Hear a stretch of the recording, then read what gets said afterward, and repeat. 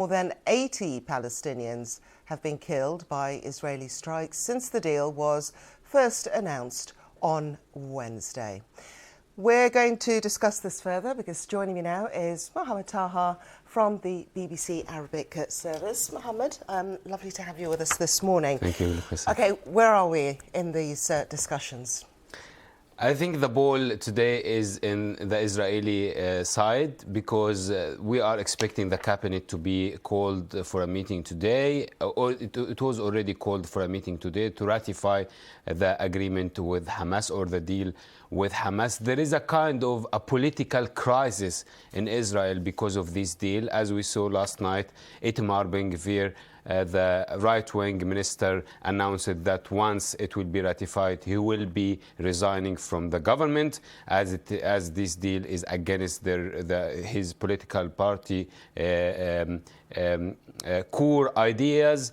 And he actually said in the press conference, it is a defeat for Israel to accept to withdraw from strategic parts from Gaza and to allow the people to return back to northern Gaza and to release some of the Palestinian prisoners that has life sentence in the Israeli prisons. And all of these things, he considered them a defeat for Israel. And however, he said he will not work to make the government fall because this is a right-wing government. So it is not possible that a right-wing ally will make the government fall. But he will not be part of this government that will strike this deal or already struck this deal. So there is a kind of a massive political crisis of Israel as they are considering this deal is a defeat for Israel. Okay, so that's Israel's side of things. What about Gaza and Hamas?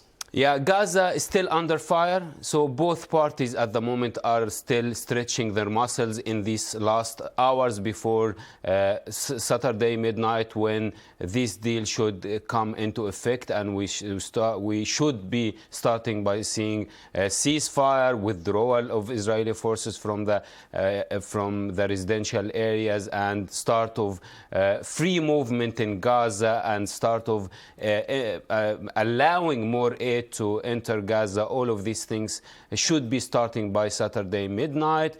80 people died since this deal was struck, and 9 people this morning by Israeli strikes as well. Hamas as well is still firing rockets into Israeli areas or territories.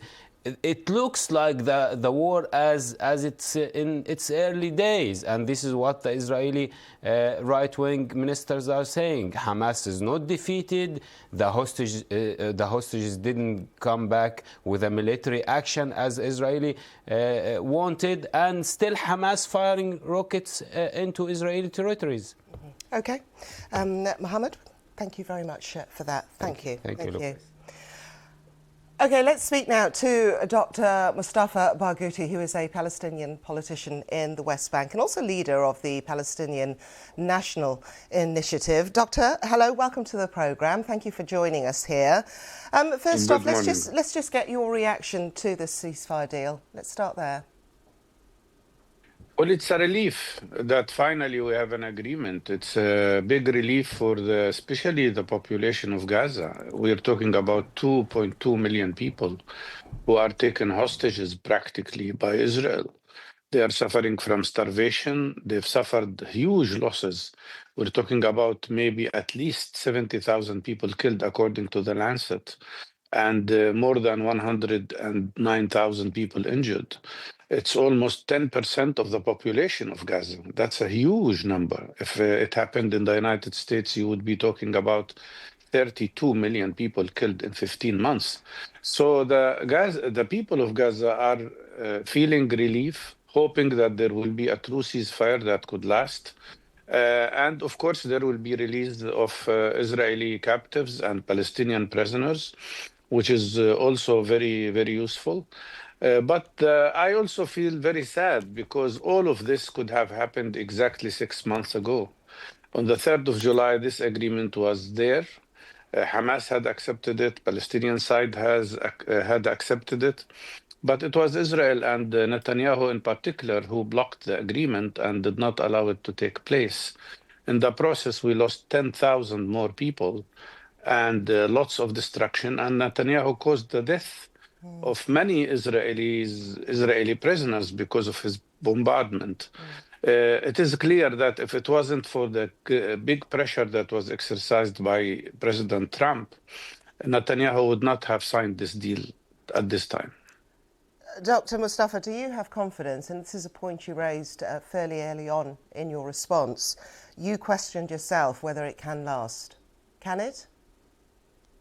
Well, it depends mainly on the Israeli side, on Netanyahu in particular, and his government. You know, this man has been so selfish all the time.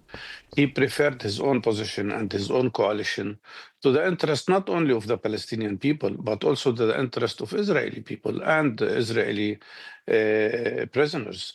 So it depends on him. We have a deal that will last for 42 days. Then in the process, during this time, there should be negotiations about the next stages and about complete and final ceasefire. That's where the risk is, because if Israel is not cooperative, and if it doesn't proceed with total withdrawal of Israeli army from Gaza Strip, which is a very little, small area, and if the ceasefire does not become a complete stop of the war, we face lots of risks and lots of possibilities that more atrocities will happen.